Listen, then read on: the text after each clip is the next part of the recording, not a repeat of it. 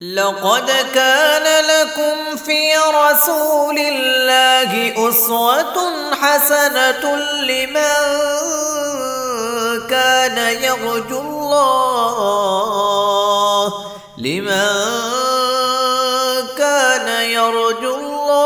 वल यौमल आखिर व ज़करल्लाह कसीरा। नहमदुहु व नसल्ली अला रसूलिल करीम, अम्मा बाद। सहीह बुखारी किताब अल-वुज़ू, बाब नंबर 37। बाब मन लम यतवद्दा इल्ला मिनल गश्यिल मुस्किल।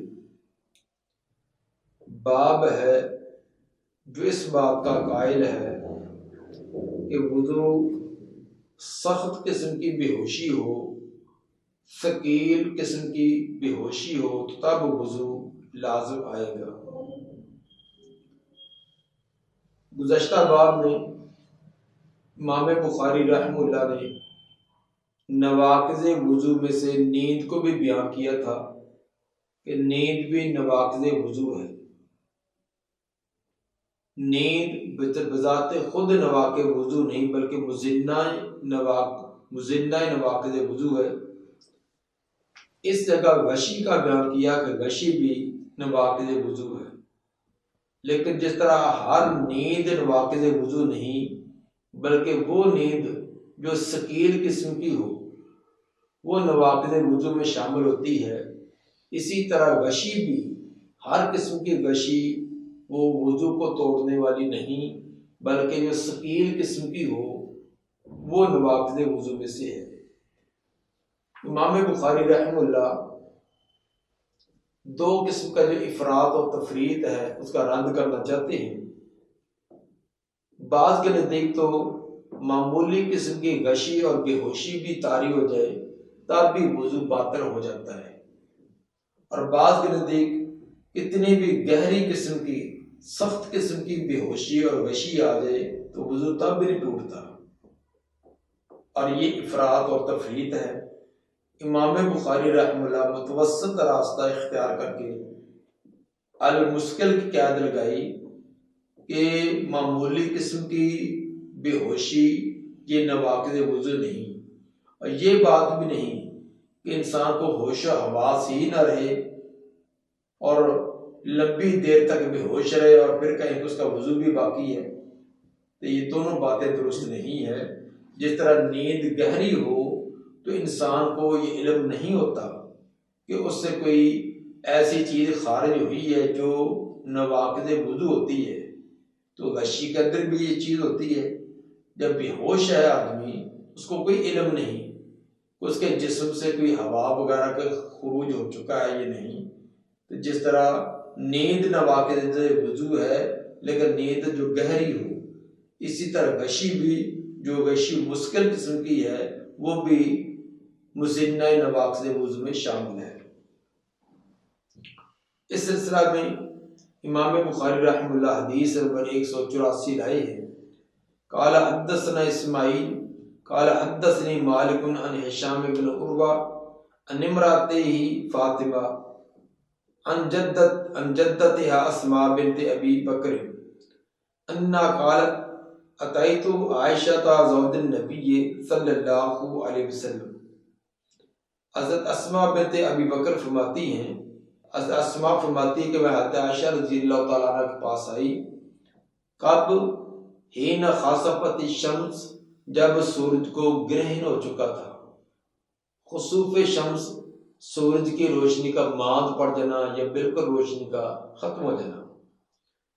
फैज़न नासु क़ियाम यसल्लूना, तो अचानक लोग खड़े नमाज पढ़ रहे थे। जब मैं वहां पहुंची तो देखा कि लोग नमाज में हैं। चूंकि सूरज ग्रहण हो जाए तो उस वक्त नमाज पढ़ी जाती है, पूरा तरीका मुस्तकिल आगे बाब आ रहे हैं। तो बहरहाल सूरज ग्रहण के वक्त ये अल्लाह की निशानियों में से एक बड़ी निशानी है। इस वक्त भी इबादत रियाजत करनी चाहिए, जिनमें से एक बेहतरीन इबादत का तरीका वो नमाज। फ़ैदा या कायमतुन तुसल्ली, चुनाचे सैयदा आयशा रज़ियल्लाहु ताला अन्हा भी खड़ी नमाज अदा कर रही थी। कुल तुम्हारी नास, अस्मा फरमाती हैं कि मैंने कहा कि लोगों को क्या हुआ है, क्या मामला है कि अब नमाज का तो वक्त नहीं है, यानी फर्जी नमाज का वक्त नहीं, लेकिन तमाम लोग इकट्ठे होकर ये लंबा क़याम के साथ नमाज क्यों अदा कर रहे हैं। फ़अशारत बियदिहा नहव अस्समा, उन्होंने इशारा किया अपने हाथ के साथ आसमान की तरफ। हज़रत आयशा रज़ियल्लाहु ताला ने हाथ की तरफ ऐसे ऊपर को इशारा किया कि आसमान को देखो। वक़ालत सुब्हान अल्लाह, वो कहने लगी सुब्हान अल्लाह, अल्लाह पाक है, अल्लाह हर ऐब से हर नक्स से पाक है, ये हमारे ही अमाल की कमी कोताही की वजह से ऐसा हो चुका है। कुल तो आयतुन, मैंने कहा ये कोई बड़ी निशानी है, ये तो एक बहुत बड़ी निशानी है। फ़अशारत अन्नाम, सैयदा आयशा रज़ियल्लाहु ताला अन्हा ने इशारा किया कि हाँ, यानी सर के साथ इशारा किया कि हाँ वाकई एक बड़ी निशानी ज़ाहिर हो चुकी है। फ़कुम तो हत्ता तजल्ला लिगश्यु, मैं भी खड़ी होगी, नमाज के शुरू कर दी। इतना लंबा क़याम, यहाँ तक मुझे गशी डांटने लगी, मुझे गशी की कैफियत तारी होगी। वजअल्तु अख़ुब्बु फ़ौक़ रासी माल, मैं शुरू होगी डालने लगी अपने सर पर पानी, साथ ही पानी पड़ा हुआ था, वो मैं पानी चुल्लू के साथ या किसी बर्तन के साथ अपने ऊपर अंडेलने लगी ताकि वो एक जो गशी वाली कैफियत वो ख़त्म हो जाए। वजह ये थी कि सख्त गर्मी का मौसम था, लोगों के इज्तिमा की वजह से कुछ और हबस ज़्यादा हो गई और क़याम भी आपका बहुत ही लंबा था, जिसकी वजह से बेहोशी की कैफियत तारी होगी। इमाम बुखारी रहमतुल्लाह का इस्तदलाल इन्हीं अल्फाज से है कि अस्मा रज़ियल्लाहु ताला अन्हा नबी के पीछे सलाते कुसूफ अदा कर रही हैं, उन पर गशी तारी हो रही है, लेकिन उन्होंने नमाज जारी रखी। तो जो काम नबी की मौजूदगी में किया जाए और आप उससे मना ना करें, तो ये भी एक हदीस की किस्म है जिसको हदीस तकरीरी कहा जाता है। तो आपने इस बात से मना नहीं किया या वुजू करने का हुक्म नहीं दिया कि जिसको ये बेहोशी की कैफियत हो वो वुजू करे। ये बेहोशी गहरी किस्म की, सकील किस्म की ना थी, बल्कि हल्की किस्म की थी।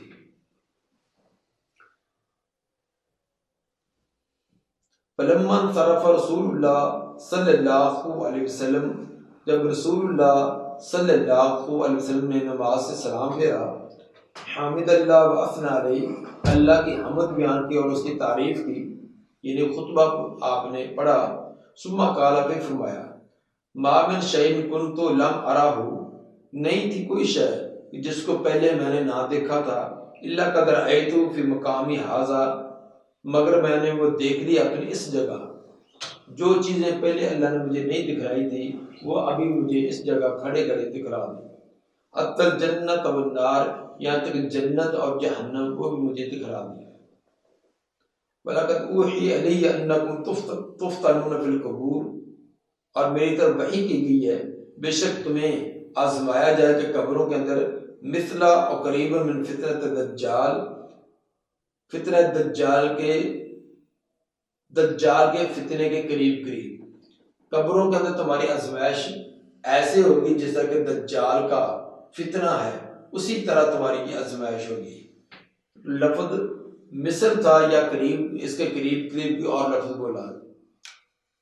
ला अदरी या दालिक कालत अस्मा, रावी बयान करते हैं, यानी हज़रत जो फातिमा जो हिशाम बिन उर्वा की बीवी हैं, वो फरमाती हैं कि मुझे ये याद नहीं रहा कि हज़रत अस्मा बिनत अबी बकर ने इन दोनों लफ्ज़ों में से कौन सा लफ्ज़ बोला था, मिस्र का लफ्ज़ था या करीब का लफ्ज़ था। ला अदरी अय्या ज़ालिका कालत अस्मा, मैं नहीं जानती कि हज़रत अस्मा ने क्या लफ्ज़ बोला। यो ताहदकुम फयुकालु, तुम में से किसी एक को लाया जाएगा, उसको कहा जाएगा, माइल्मु का बिहादर रजुल, तेरा इस आदमी के बारे में क्या ख्याल है। अब रजुल से मुराद नबी सल्लल्लाहु अलैहि वसल्लम की ज़ात मुक़द्दसा है, कि आपके बारे में पूछा जाएगा कि तेरा इसके बारे में क्या ख्याल है। अम्मल मोमिनु अबल मुकिनु, रहा मोमिन या मुकिन जो यकीन रखने वाला था, ला अदरी अय्या दालिका कालत अस्मा, राबिया कहती हैं मुझे पता नहीं है कि अस्मा ने इन दोनों में से कौन सा लफ्ज बोला। दोनों का माना मफहूम एक ही है, मोमिन और मुकिन से एक ही मफहूम है, तो सिर्फ वो लफ्ज का तायीन ना होने की वजह से वो उन्होंने अपना इजहार कर दिया, इन दोनों में से कोई एक लफ्ज बोला था। ये भी रवाते हदीस की किस तरह अमानत और दियानत है कि किसी एक लफ्ज के अंदर मामूली सा तरद्दुद भी हुआ, उसकी भी साथ वजाहत कर दी, या मोमिन का लफ्ज था या मुकिन था, इन दोनों में मुझे तरद्दुद हो गया। वयकूलु हुवा मुहम्मद रसूलुल्लाह, पस वो कब्र में जब उससे पूछा जाता है, वो आदमी कहता है, मर्द या औरत, कि वो हज़रत मोहम्मद सल्लल्लाहु अलैहि वसल्लम थे, जो कि अल्लाह के बरहक रसूल थे। इससे बाद लोगों ने जिन्होंने ये इस्तदलाल किया कि पीछे जो लफ्ज आया कि माइलमुक बिहादर रजुल से बाद ये मफहूम समझ लिया कि नबी सल्लल्लाहु अलैहि वसल्लम कब्र मुबारक के अंदर खुद आपको हाजिर किया जाता है या हाजिर होते हैं। हालांकि ये बात नहीं है, क्योंकि अगर आप खुद कब्र के अंदर मौजूद हों और पूछा जाए कि ये आदमी कौन है, तो कब्र वाले जो जिससे सवाल किया गया उसको ये कहना चाहिए कि हाजा मोहम्मद रसूलुल्लाह। वो हाजा के बजाय हुआ का लफ्ज बोलेंगे तो साबित हुआ कि ये हाजा एक करीब के लिए नहीं है, बल्कि ये आपकी शान मर्तबा और मुकाम के लिए आपको करीब के इशारे के साथ ताबीर किया गया है। और अरबी जुबान के अंदर किसी करीब चीज के लिए बईद का इशारा, बईद के लिए करीब का इशारा, इस तरह उसकी शान मर्तबा और मुकाम के लिए कर दिया जाता है। जिस तरह के ज़ालिकल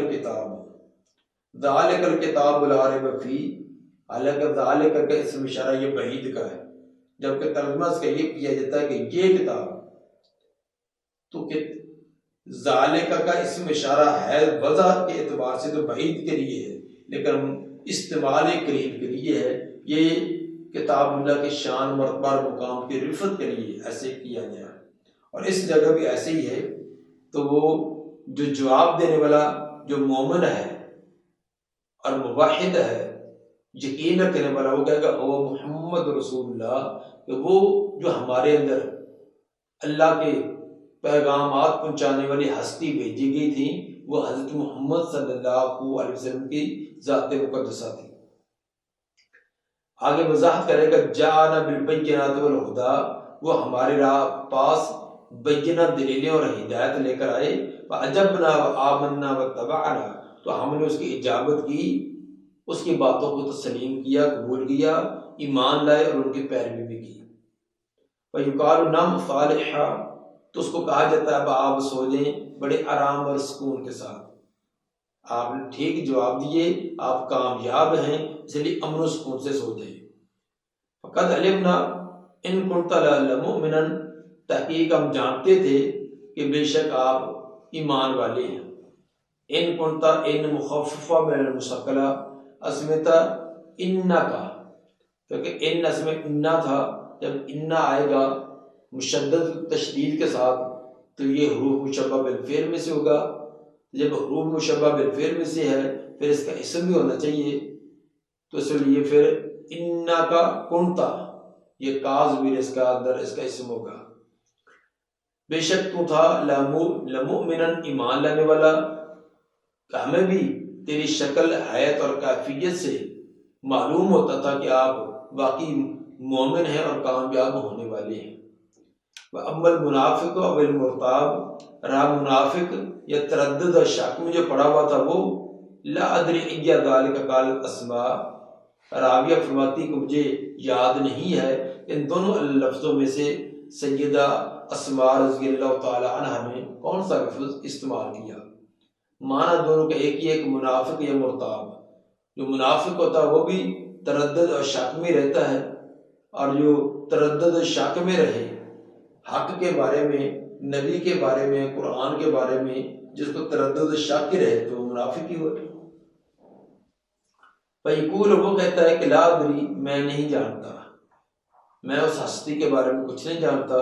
समिअतु नास यकूलून शैअन फकुलतुहु, सुना मैंने लोगों को वो एक बात कह रहे थे तो मैंने भी कह दी। लोग कहते थे ये बस दुनिया ही दुनिया है, ये लोग आ रहे हैं, खाते पीते मर जाते हैं, तो इसके बाद ना कोई अल्लाह है, ना कोई रसूल है, ना कोई जन्नत है, ना कोई जहन्नम है। ये ऐसे मौलवियों की बातें बनाई है। ऐ जहान मिठा तो अगला कने मिठा, खाएं पिए गुलशरे उड़ाएं, लोग कह रहे थे तो मैंने भी कह दिया इसी तरह ही। यानी वो जवाब ना दे सकेगा, नाकाम हो जाएगा। समेत उन्नास, मैंने लोगों को ये सुना था कि खाएं पाएं पिए और गुजर जाएं। यकूलून शैअ, वो एक बात कहते थे, फकुलतु, तो मैंने भी वो कहनी शुरू कर दी। इस हदीस से इमाम बुखारी रहमतुल्लाह ने यह मसला साबित किया कि हल्की किस्म की गशी और बेहोशी तारी हो जाए, जिसमें इंसान को अपने अज़ा पर कंट्रोल रहे। जिस तरह कहते हैं अस्मा रज़ी अल्लाह तआला अन्हा, वो बेहोशी तो ही है लेकिन इसके बावजूद साथ पड़ा हुआ पानी उसको अपने ऊपर डाल रही है ताकि वो मेरी कैफियत खत्म हो जाए। नमाज भी उनके बरकरार है, पानी भी डाला है, तो साबित हुआ बेहोशी सख्त किस्म की नहीं थी। वो नीचे जमीन पर गिर पड़े और उनको कोई होश हवास न रहे, वो गशी ना थी। हाँ, अलबत्ता सकील किस्म की गशी हो जिसका होश हवास ही खत्म हो जाए और इंसान को पता ही न रहे तो मेरे साथ क्या बीत रही है, ऐसी गशी की वजह से वो वुजू उसको दोबारा करना पड़ेगा, क्योंकि ये मुज़िन्ना नवाक़िज़ वुजू में हो जाएगी। बाब मसह रासे कुल्लिही, बाब नंबर 38 है कि बाब है मसा करना पूरे सर का मसा करना, इसका बाब। इस सिलसिला में इमाम बुखारी रहमतुल्लाह ने कुरान की आयत से पहले इस्तदलाल किया कि अल्लाह ताला का फरमान है वमसहू बिरुउसिकुम, और मसा करो अपने सरों का। बिरुउसिकुम रास, इसके अंदर कोई तायीन नहीं की बल्कि कुल का कुल ही लफ्ज इस्तेमाल किया गया है। वमसहू बिरुउसिकुम के अंदर बात जो है ये इमाम मालिक के नज़दीक और इमाम अहमद के नज़दीक ये बात ज़्यादा है, तो माना ये है मसा करो तुम अपने सरों का। तो साबित हुआ कि पूरे के पूरे सर का ही मसा करना चाहिए, इसकी कोई हद बंदी या तबईज़ इसकी बयान नहीं की गई। जबकि अहनाफ के नज़दीक और शवाफी के नज़दीक ये बा तबईज़िया है।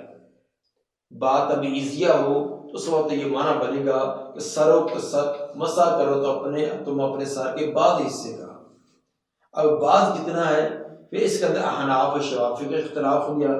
अहनाफ के नज़दीक तो सर का चौथाई हिस्सा, पूरे सर का चौथा हिस्सा जो है इतना मसा करना काफ़ी है। सर का दरमियान जो है ये आधा हो जाएगा, इससे और हाफ कर लें, यानी पेशानी की मिकदार, जितनी पेशानी की मिकदार होती है इतना ही सर का मसा कर लिया जाए तो काफ़ी है। और इमाम शाफी रहमतुल्लाह ने कहा कि ये बा चूँकि तबईज़ की है, तबईज़ का मतलब है बाज, तो चंद बालों पर भी अगर मसा कर ली जाए तो वो बाज पर अमल हो गया। मसलन उंगली गिली करके, एक उंगली या 2 उंगलियां गिली करके बालों को लगा ली जाए तो बाज पर अमल हो गया। ये इमाम शाफी का नजरिया। इमाम बुखारी रहमतुल्लाह ये दोनों का रद्द करना चाहते हैं कि कुरान ने बिरुउसिकुम फरमाया ये बात ज़ायदा है और पूरे के पूरे रास का मसा करना चाहिए। नबी सल्लल्लाहु अलैहि वसल्लम ने जब भी सर का मसा किया पूरे सर का किया है, इल्ला ये कि सर पर पगड़ी हो। अगर सर पर पगड़ी है तो फिर आपने कुछ सर पर और बाकी पगड़ी पर किया है। इस सिलसिला के अंदर जो है तो मुगीरा रज़ियल्लाहु ताला अन्हु की रिवायत से इस्तदलाल किया जाता है, जिसके अंदर है कि आपने सर के कुछ हिस्से का मसा किया और बाकी पगड़ी पर किया। हालांकि वो बात बिल्कुल वाज़ेह है, रिवायत बिल्कुल सही है कि आपने अपनी पगड़ी मुबारक कुछ पीछे किया, थोड़ा सा पेशानी पर और बाकी पगड़ी पर किया। तो बाज की दलील तो तब बनती अगर सर पर पगड़ी ना होती, सिर्फ नंगा सर होता तो फिर आप चौथे हिस्से का मसा करते तब तो हज़रत मुगीरा बिन शुबा रज़ी अल्लाह तआला अन्हु की रिवायत हुज्जत और दलील बनती कि चौथे हिस्से का मसा किया जा सकता है। जब वो रिवायत ही ये है कि कुछ सर पर किया और बाकी पगड़ी के ऊपर किया है, तो साबित हुआ ये एक खास सूरत है कि सर के ऊपर ऐसी पगड़ी बांधी है जिसका बार बार खोलना और बार बार पेच देकर बांधना ये मुश्किल है। इस अजियत से बचने के लिए आपने ये रुख्सत दी है कि पगड़ी को थोड़ा सा पीछे करके कुछ सर पर और कुछ बाकी पगड़ी पर मसा कर लिया जाए, तो ये दुरुस्त है। जिस तरह के मौजों पर या जराबों पर मसा करने की रुख्सत दी गई है। वकाल इब्न मुसय्यब अल-मरअतु बिमंज़िलति अर्रजुल तमसहु अला रासिहा। अतः सईद बिन मुसय्यब रहमतुल्लाह फरमाते हैं औरत मर्द के कायम काम बमंजिले है सर का मसा करने में। सर का मसा जैसे मर्द पूरे सर का करेगा, इसी तरह औरत भी अपने पूरे सर का ही मसा करे। मर्द और औरत का हुक्म एक ही है। अतः सईद बिन मुसय्यब रहमतुल्लाह का यह असर मुत्तसिल सनद के साथ मुसन्नफ़ इब्न अबी शैबा जिल्द 1 सफ़ा 24 पर है। अल्फाज उनके ये हैं अर्रजुल वल मरअतु फिल मसह सवा, कि मर्द और औरत मसा के अंदर बराबर हैं। और ये बात इमाम अहमद से भी नकल की गई है। वो फरमाते कि यकफिल मरा मसा मुकब, और वो जो इस बात का रद्द करना चाहते हैं जो इमाम अहमद से नकल की गई है, जो फरमाते हैं कि औरत का अगले हिस्से का सिर्फ पेशानी वाले जो बाल है करीब उन्हीं का मसा कर ले तो काफ़ी है। तो गोया कि इमाम बुखारी रहमतुल्लाह सईद बिन मुसय्यब का कौल लाकर उसका रद्द करना चाहते हैं कि औरत भी मर्द की तरह ही मसा करे। जब औरत के बाल, हालांकि औरत के बाल सतर हैं, औरत के बालों का छुपाना ये लाजमी है, तो जब औरत के लिए पूरे सर का मसा लाजमी है तो मर्द के लिए तो बिला औला। हालांकि मर्द का जो सर है, सर के बाल हैं, ये सतर में नहीं आते, पर्दे में नहीं आते। तो औरत जिसके बालों का छुपाने का हुक्म है, जब वो पूरे सर का मसा करे तो मर्दों को तो बिलहौला पूरे सर का मसा करना चाहिए। वसुएला मालिकुन अयुज्जु अन यमसह बअद रास। हज़रत इमाम मालिक रहमतुल्लाह से सवाल किया गया क्या काफ़ी है कि कोई मसा करे सर के बाद हिस्से का। फहतज्ज बिहदीस अब्दुल्लाह बिन ज़ैद, तो चुनांचे इमाम मालिक रहमतुल्लाह ने अब्दुल्लाह बिन ज़ैद की रिवायत आगे सुनाकर उसको हुज्जत और दलील के तौर पर पेश किया। अब्दुल्लाह बिन ज़ैद की हदीस कौन सी है, वो आगे हदीस नंबर 185 जो आगे इमाम बुखारी रहमतुल्लाह ने दर्ज की है। अब वो हदीस सुनिए जिससे इमाम मालिक रहमतुल्लाह ने पूरे सर के मसे का इस्तदलाल किया। क़ाल हद्दसना अब्दुल्लाह इब्न यूसुफ क़ाल अख़बरना मालिक अन अम्र इब्न यहया अल-माज़नी अन अबीही अन्ना रजुलन क़ाल li अब्दुल्लाह इब्न ज़ैद। एक आदमी ने अब्दुल्लाह बिन ज़ैद से पूछा, रजुलन मुराद ये अमर बिन अबी हसन साइल हैं जिन्होंने अब्दुल्लाह बिन ज़ैद से पूछा। वह जद्दु अमर इब्न यहया, और वो अमर बिन अबी हसन जो साइल हैं वो जद हैं, वो दादा हैं अमर बिन यहया के, वो अमर बिन यहया के वो जद हैं। ये याद रखिए। तो वाहवा की ज़मीर का मर्जे अन्ना रजुलन, रजुलन है जो कि साइल है। चूंकि ये आगे वजाहत आ रही है कि अमर बिन अबी हसन ये अमर बिन यहया के अम्मुल अब हैं, यानी उनके चचा के बाप, उनके बाप के चचा हैं, उनके बाप के चचा हैं ये। और मुजादिन उनको दादा का दिया। बाप का जो चचा होता है तो वो भी दादे के क्या काम ही बना, इसलिए उनको मुजादिन जद कह दिया है। होवा ज़मीन से मुराद अब्दुल्लाह बिन ज़ैद मुराद लेना ये दुरुस्त नहीं है, क्योंकि वो किसी एतबार से भी अमर बिन यहया के दादा नहीं बन सकते। इसलिए सही बात यही है कि वह से मुराद ये अन्ना राजुलन है, और राजुलन से मुराद अमर बिन अबी हसन है। अतस्ततियों तोरियानी, उन्होंने सवाल किया क्या आप ये ताकत रखते हैं या पसंद फरमाएंगे कि आप मुझे दिखलाएं कि कैफ़ कान रसूलुल्लाह सल्लल्लाहु अलैहि वसल्लम यतवज़्ज़अ, कि आप मुझे दिखला दीजिए नबी सल्लल्लाहु अलैहि वसल्लम वुजू कैसे फरमाते हैं। काल अब्दुल्ला बिन ज़ैद नाम, अब्दुल्ला बिन ज़ैद फरमाने लगे कि जी हाँ, मैं आपको दिखला सकता हूँ नेकी का काम, ये इसमें ताखीर कौन सी। फदआ बिमाइन, उन्होंने पानी मंगवाया। फअफ़रगा अला यदिही, तो उन्होंने अपने हाथ पर अंडेला, पानी अपने हाथ पर डाला। फगसला मर्रतैन, और अपने हाथों को 2 मरतबा धोया। सुम्मत मज़मज़ा बस्तन सलासन, फिर कुल्ली की और नाक में पानी चढ़ाया 3 मरतबा। मुंह की सफाई के लिए कुल्ली की और 3 बार नाक में पानी डालकर नाक की सफाई की, और ये काम 3 मरतबा किया। सुम्मा गासला वजहहु सलासन, फिर अपने चेहरा धोया 3 मरतबा। सुम्मा गासला यदैहि मर्रतैन इलल मिरफकैन, फिर अपने हाथों को 2-2 मरतबा कोहनियों समेत धोया। सुम्मा मसह रअसहु बियदैहि, मसा किया अपने दोनों हाथों के साथ सर का दोनों हाथों से मसा किया। मसा का तरीका क्या था। अकबल बिहिमा व अदबरा, वो आगे भी लाए और पीछे भी ले गए, अपने दोनों हाथों को आगे पीछे लाए।